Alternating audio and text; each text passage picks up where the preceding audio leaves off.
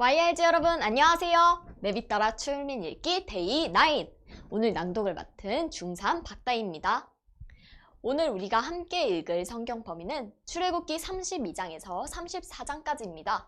구약 읽기 내비게이션 89쪽 펴주세요. 출애굽기 32장부터 보도록 하겠습니다.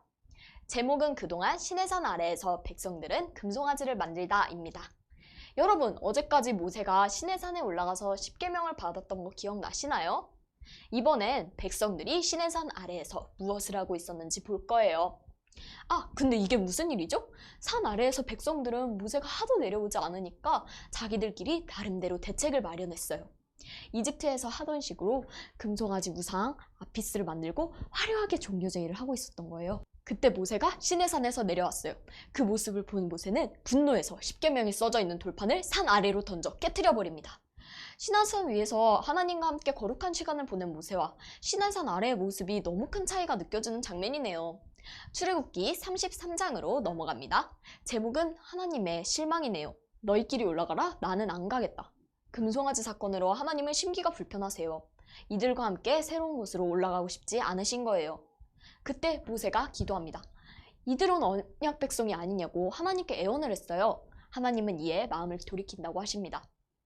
근데 모세가 하나님께 증거를 보여달라고 요청을 드려요. 모세도 확인이 되어야지 이 백성들을 이끌고 고생하든 말든 갈 것 아니겠어요? 모세는 하나님의 영광을 보여달라고 요청합니다. 이때 하나님이 자신을 보여주는 장면이 나타납니다. 모세와 하나님의 관계가 대단하죠. 마치 생사를 함께하는 동업자 같은 느낌이에요. 그런데요, 사실 우리가 어떻게 하나님을 눈으로 볼 수 있을까요? 우리는 여기서 하나님의 신인 동양 동성론을 확인하게 됩니다. 우리도 이해할 수 있는 눈높이에 맞춰서 하나님을 보여주시는 것이에요. 대화도 해주시고요. 하나님은 바위 틈에 모세를 집어넣으시고 하나님이 지나가시는 경험을 맛보게 해주셨어요. 좀 어려운 말이 나왔죠? 신인 동양 동성론.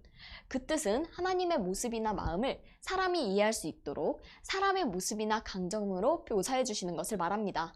자, 이것으로 금송아지를 만들어 범죄한 히브리 백성 가운데 다시 구하고 인도하며 통치하실 것을 확증해 주신 거예요. 백성들의 불순종에도 불구하고 모세가 다시 하나님의 동행을 요구한 이 사건은 나중에 엘리야에게도 똑같이 나타나게 됩니다. 바알과 아세라와 싸우다가 사명에 대해 회의를 느낀 엘리야는 죽기를 각오하고 하나님께 엎드릴 때 똑같이 이 시내산의 모세 경험을 시키십니다. 그만큼 하나님의 사랑으로 쓰임을 받는 것은 힘든 일인 것 같아요. 오늘 범위 마지막에 출애굽기 34장에는 하나님께서 다시 두 증거판을 주십니다. 지금까지 모세가 시내산 위로 갔을 때 백성들이 금송아지를 만들었던 일과 하나님이 실망하신 일, 그리고 모세에게 증거를 보여주시고 다시 두 증거판을 주신 일까지를 살펴봤어요. 내용이 잘 이해되시죠? 오늘도 우리 4가지 포인트를 생각하며 읽도록 합시다. 첫 번째로 등장인물은 모세의 형 이스라엘 백성들이 나옵니다. 두 번째, 장소는 아직 시내 광야예요. 세 번째, 중요 사건은 시내산 아래에서 백성들이 금송아지를 만들어서 하나님이 실망하신 일이에요. 저는 이 장면을 읽을 때 하나님께서 우리에게 마음을 쏟아 인도해 주실 때 우리가 하나님의 계획과 마음을 잘 이해하길 기대하고 계신다는 것을 알게 되었습니다. 하나님과 우리 사이에 마음을 통해야 한다는 것이죠.